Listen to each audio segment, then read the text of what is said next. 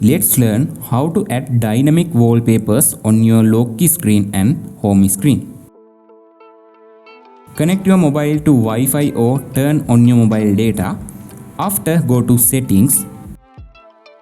Scroll down and go to Wallpaper and Style option. Click on Change Wallpapers option.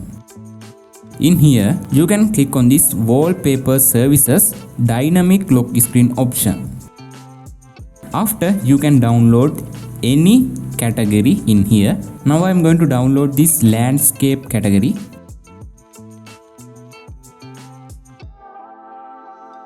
Okay, it's downloaded.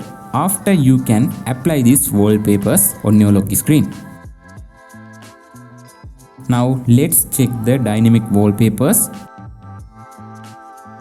Beautiful wallpapers we have. It's changed automatically.